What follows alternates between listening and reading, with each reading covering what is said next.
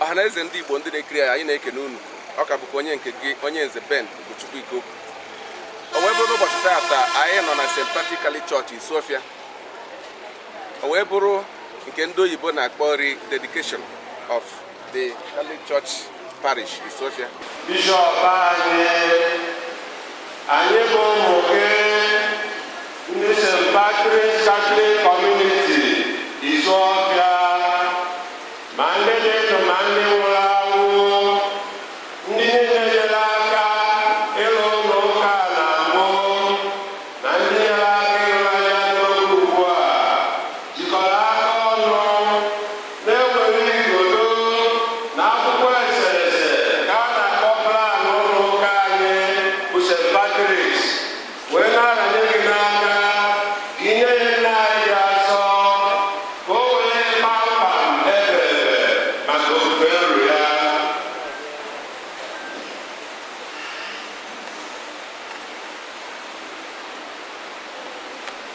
Otori Jesu Kristi na nnukwu ọṅụ ka anyị ji gbakọwa taata na St. Patrick's Church Isuofia, abịghị mmeri na ego para Osmas Ekwutos maka na bishọp ahụ anọghị niile ka ọ na-akpọ ilu otu Kristi n'akọchi.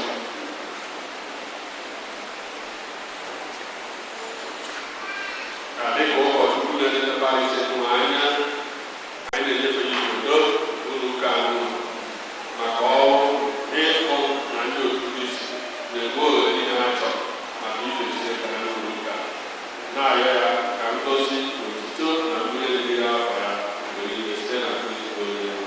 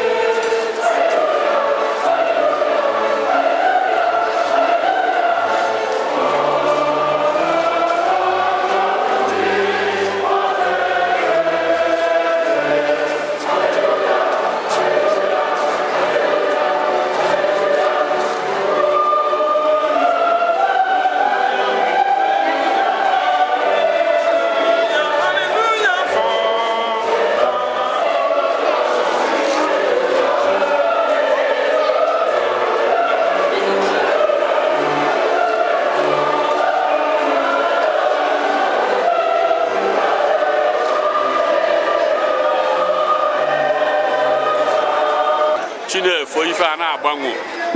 ana ife ọwụ na-emere eme Chinefo na-aka nka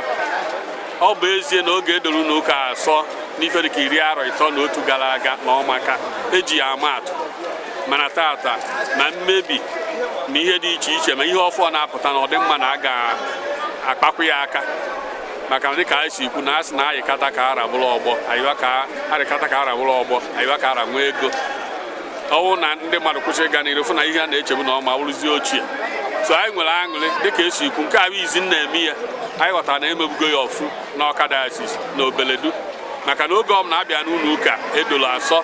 gbanwee ọtụtụ ife pụrụ dị nnukwu na ihe ọ pụtakwa na ya edogharị ya asọ ọ bụrụ ọbụ na akịta ya mere pentin ma ọ na-akụpụrụ gbamgbam eme mana oge ọ bụla akpara aka kpaa mejọ strọkt ihe dị n'ime ya eme ya so anyị nwere ihe ọ pụtara na ndị mmadụ na-agba mbọ na-enwe aṅụrị na-achọ ka ha dị ọfụ oge niile maka okwu anyị adị ọfụ ka ndụ anyị si adị ọfụ anyị nwere onwe anyị makwu na anyị na-edozi onwe anyị ka anyị ka mma ịfụrụ ọkịta etu onye kwuru etu isi kpụchaa ya ọfụma dị mma etu a ka esi dosikwa ụlọ ụka ọ na-aga mana ihe anyị na-ayọzi Chineke ike bụ ka a na-edozi ife ndị a na-afụ anya ka anyị matakwa na anyị wukwazi ụlọ obibi nke mmụọ nsọ anyị kpere na ekpere n'ụlọ ụka gụọ anyị n'ihe ọgụ anyị emere ihe so na anyị maka na ọnwụrị dị asọ anyị ga-emetụtazi ihe ndị afụrụ anyị unu na ihe ndị ọzọ maka ọ na ndị ụka dị asọ ụlọ ụka dị asọ ama na ihe na dị asọ ebidozie n'ụwa na ịdị asọ nke ụwa nazi eje n'ụdị ịdị asọ nke eluigwe maka etu a si nnọkọ ọnụ n'ọmarịcha ụlọ ụka ka o esiwụkwa maka ebe ahụ mgbakọ ebe ndị bụ enu etu a ka esi na njedebe ndụ anyị agbakọzie n'obi kacha n'Enugu so na anyị nwere aṅụrị na-ayọ Chineke ka ya bụ ezigbo ọrụ obidogoro ka ọrụ ya n'ime anyị na-aga n'iru mana e nwere sọsọ Chukwu dị ndụ nke dị nwere anyị ji eso Kristi wara osigharị ya mba niile a na-efe ihe dị iche iche maka na ihe alụsị a na-efe kọnụ ụfọdụ nwere ike na oke mmiri anya etu o si akpa ike ọsọ uruchi ha ụdị na ọfịa anya ọsọ na ajọ ọfịa na ọchị ha mana ị mara Chukwu adịghị 14 otu Chukwu dị and otu Chukwu adịna ka ụka Kristi na-ekwupụta n'afa Jesu Kristi na nzukọ nsọ karị so ka ha mara ihe a na onye ọna na-agwa gị na ya na-agọ mmụọ amara ife ọ na-eme a sị ndị ọbụla sụbakwa Igbo ekwenyesiri m ike na ya maka na asụ ka eji malụ ndị ọwụ na m na ndị niile dị oji kịta anọkọ onye kwuo okwu amala ebe o si anyị Chineke tiri anyị na anụ Igbo si anyị sụrụ Igbo ma ihe o ji tinye anyị ọ na-ahụ ihe nwute oge ụfọdụ efo nne na nna na-asị gị na nwa ya anaghị anụ Igbo na ọ naghị asụ Igbo ọ bụ ezigbo ihe nwa gị anụ Igbo sụọ Igbo onye Igbo ka ọ bụ maka ọ na ọ naghị anụ Igbo ọ naghị asụ Igbo ịma na ihe ndị Igbo na-esighị isi anaghị eme ị na-ene nwantịntị oge ndị Igbo na-asị na ọsa nọ n'ọdụ igwu na ọ na-eme gịnị ọ na-eme mmapụ mgbe nwa ya anụghị Igbo onye ha asụ Igbo ọ isi ya bịa nọdụ n'ala Igbo ọ ya bụ ọ na obodo oyibo ọ naghị eme nnata anaghị afụzi ha so na-asụ anyị dị mma ọmaka ana onye ọ na ya akaba arụ jide nke ya so na anyị kwadosie ike agaghị m asụ ịsụ bekee adị mma bekee amaka mana eji ebe a na-asụ oyibo asụba anyị sụchaa ya anyị anataba anyị maka ọghọrị ka a ghọrịrị anyị mgbe ndị ọcha bịara ha mee na onye anaghị asụ bekee ọ bụrụ na ọma ha akwụkwọ mana ọkwa ka ha wee zaa asụsụ ha olu ka ha nara anyị zuzuru na-aganere jụ na ya ma asụ asụ anyị ọ dịrị ụnụ mma ka unu na-eme nke ọma site na Kristi bụ onye nwe anyị. Afọ m bụ Fada Cosmas Ekwutos mmadụ akọna unu chọpụtara ezie na o nwere nwe ụfọdụ nwa obere oge kịta ọ bụrụ afọ 5 ndị wee bịa ebe nwa bụ parish priest bido na October 2009 wee ruo ugbu a so mụnwa na-elekọta ụlọ ụka St. Patrick dị nsọ anya nke alụgharịchara ofuma wee mee ife a na-akpọ dedication ya bụ ironyekwa ya n'aka Chineke ọzọ tata anụnwa oke echiri m fada n'afọ 1984 by June kịta ọ bụrụ 30 years eri oge afọkwa na anyị na-agagharị one place to another alụgo m n'ọrụ na parish dị iche iche ekwere gosi akwụkwọ wee rụọ na seminary 12 years na senior seminary nke nọ wee na-azụpụta ụmụazị ọ bụ ebe ahụ ka bishọp nọ wee sị m ka m bịa nye nwe aka na parish n'ụwa nke nọ ugbu a ịgwaghị eziokwu ana m agafe bụ ebe a agafe oge m na-agafe oge anyị na-akụzi nkụzi na-agafe enwechaziri m aṅụrị etu parish a si wee dị mana m amaghị na ọ m ga-emecha bịa ebe nụwa parish a sobu nọ na parish na-ewu ewu na Awka Diocese mana ọnọkete ọ dịka ana maka na ọzọ bụ nọ maka nkewapụta ekewapụchalụ parishes dị iche iche mezi ọ dịka ọ na-ada ada mana 2009 bishọp wee sị na ọmụ gaa na ebe nwa n'uche bụ na etu anyị si apụta bụ ọ na-ewute m wee sị na nji agba mbọ na nwere ike ịfụ na n'ụlọ ụka na o werekwara ọnọdụ ya etu o si dị na mbụ etu esi ewe ya ọkwenye ka anyị ji wee gbaba mbọ ọ bụrụ m na ọmụ na-agba ahụ ya nọ na m na-enye nkwado na-agwa ndị mmadụ na-akwa ndị mmadụ ka ha ghọta otu o si dị mkpa ịgbanwe idozi ụlọ ụka ha wee kwenye ha wee bidoro bịa wee lụrụ onye etu ọ dị ugbu a agbanwe ọtụtụ ife ọ ya kpatara eji wee chọọ na anyị wee sị na a ga-edogharị ya nsọ maka na ọtụtụ ihe ka a gbanwegoro n'ime ụlọ ọ bara maka na anyị ma na ụlọ nsọ nke Chineke ọ na-egosipụta okwukwe anyị and n'ihe ọ na-eme ọ na-ewelite mmụọ ndị mmadụ maka na ọ ha na Chineke ebikọba maka na ebe edolu nsọ ọ bụ ebe ị ga-abịa ịpụ kpọmkwem ọ bụla ebe gị na Chineke ga-anọ kpaa nkata ebe ị ga-anọ ihe Chineke ife ịghọta ọ bụrụkwa na ebe ndị ọzọ na-ana ayọta mana o nwere ebe bụ dịka etu mmadụ si enwe ọfịs ị nwere ike fụ mmadụ n'ụzọ si a nwee nke a mee nke o nwekwara ike imere gị mana ije n'ọfịs ya dị iche ya bụ na ije na ụlọ ụka edolu nsọ bụ ije n'ọfịs nke Chineke n'onwe ya ọ na ihe ọ na-eme so ọ na-ewelite mmụọ ndị mmadụ mee ka Chineke na ndị mmadụ na-enwe mmekọrịta mmụọ ya mere na ọ bụ na onye isi anyị bịara ndị bishọp wee bịara nwanne ya afọ wee doo ndị nwa ike n'okwukwe maka na tata ka emeburu ka ọ bụrụ mana emume mere tata enyeghị ohere ime ihe dị otu ahụ nye ya kpatara o ji wee bịa wee rụọ ahụ ya ụka wee bịa wee doo ndị mmadụ ike n'okwukwe ihe a bụ ihe na-enye agbamume nke ọ na-enyere ụmụaka aka ka ha wee tolite ofụma bụkwa agbamume nye parishi nwa maka na anyị na-anya parishi nwa dịka etu isi matago ọ bụrụ parishi ebido tata ọ nnukwu parish ka ọ bụ adị otega ebidolie o so na ndị parish enkwewetara oge ọka dayọsis bido anaghị ma etu oge ụka ji batara ebe nwa na ụka batara ebe nwa ebe 1918 so ị na-anya kịta ịfụ na ọfọzi jos ihe dịka afọ one ma one eme ọgụ afọ ise ụka Katọlik ji wee bata n'obodo a so ọ batara oge afọ sitekwa n'oge afọ a na-agba mbọ esi wee mechaa ewuo foundation ụlọ ụka anụnwa si n'iwu ụlọ ụka anụnwa wee mee ya parish emere 1979 olu 1983 ụlọ nsọ edoye nsọ ụlọ ụka ha lụrụ mana olu kịta efu etu esi wee megharị ya nya ma ọ bụrụ oge a na-akwado na aga emegharị ya anyị chọkwuo ka okwukwe igosikwa okwukwe afọ ka ụmụaka ka edoo ike n'okwukwe ọkwara ka eji wee mee ihe ka edoo oke n'okwukwe afọ bishọp anyị wee bịa wee fụna na abụrụ ihe a ga-emenwu ofu ụbọchị ewere mee ya nke a mechazie nye mbọchị fraịde gara aga olu tata anụnwa ewee mezie nke ido nsọ ahụ so na confirmation eme nya ịdị iko n'okwukwe na-enyere ụmụaka na-enyere ndị mmadụ aka maka na ọ na-eme anyị ka ịgba anyị ume n'okwukwe anyị ka anyị nwee ike ịbụ ndị ọgụ nke Jesu Kristi na ụmụ nke Chineke n'ụzọ pụrụ nnukwu iche ife confirmation na-eme anyị ya bụ ndị na-adụ ọdụ na ihe na-adụ ọdụ bụ ka a gba mbọ fụ na ihe enwe mere ha etu esi do ike n'okwukwe na ha ekwe ka ụnụ nwa amụnyere ha ụbọchị ahụ ekwere ka ọ nyụọ anyụọ ụmụ okorobịa ma ụmụ agbọghọbịa na-ekolitere kịta fa ka a na-aghọta ihe ọ bụ ị na-agbakọta Chineke nso na ọ bụ na a na-agbadete Chineke nso ife a na-adịwala anyị mma ya sị na nlọ ndị mmadụ na-alọ ka ụnụ meziri ka ọ bụrụ ihe pụtara ife nya ọ bụ ndị oyibo sị na dream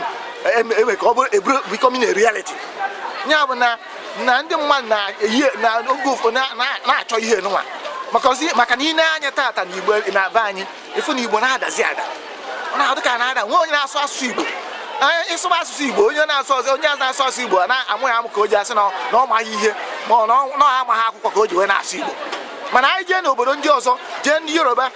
na-amanyeghị ihe ọsọ ya ga bụrụ prọfesọ ya na ndị Yoruba ị na-egbu ya nọ etu afọ Yoruba ka ọ na-asụrụ gị ndị Hausa ofu Hausa ka ọ na-asụrụ gị mana edebe anyị anaghị eme etu afọ ọ bụrụ ihe mwute ka ọ bụ ya na kpakpando na-enye aka ka Igbo onunwa ka ndị na-agwa ndị ma sụwakwa na Igbo na ọ dị mkpa rinne maka na nwatakịrị tonite ọmụtago asụsụ oyibo o weta Igbo translate godi ya n'oyibo bifo o mee ihe ọzọ mana ọ bụrụ na ị na-abịa isu Igbo ọ bụrụ ozugbo afọ ịfụ na n'ụbụrụ ga na-adụ ọkụ ị na-amụta ọtụtụ ife ọ ihe ndị ọcha ji wee na-gara n'iru maka na ofu asụsụ a ha na-asụ ịbịa n'ebiri nkwu ọbụla ha na-eme ofu asụsụ a ka a na-asụ na-ede ya ede na-asụ ya asụ ka anyị sikwa etu ahụ mere ndị yunivesiti anyị ndị oke mmụta nọ ebe ha ga-enyekwu aka ka a na-asụ Igbo n'ọdị mkpa rinne enwee ngalaba a na-asụ Igbo and anya sụọ Igbo etu a na-etinye ugo ịfụ na ihe so ana m ekene ụnụ nnukwu ọrụ ka unu nwere ụnụ na-agbanikwa anụchara m ya enwetara m etu unu si wee ugo unu etunyere ụnụ maka etu unu si wee gba mbọ n'ihe ụfọdụ unu mere meta ya ofuma wee tube unu ugo so anyị na-asị unu jisiri ike ụnụ anwa